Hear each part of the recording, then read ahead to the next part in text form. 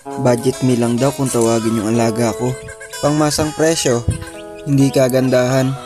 Lalong hindi rin kamahalan. Pero nang dahil sa mga alaga ko, nawawala ang stress ko. Yung pagising mo sa umaga tapos sila yung bubungad sa'yo. Siguro maintindihan mo rin ako kung parehas tayo ng bisyo.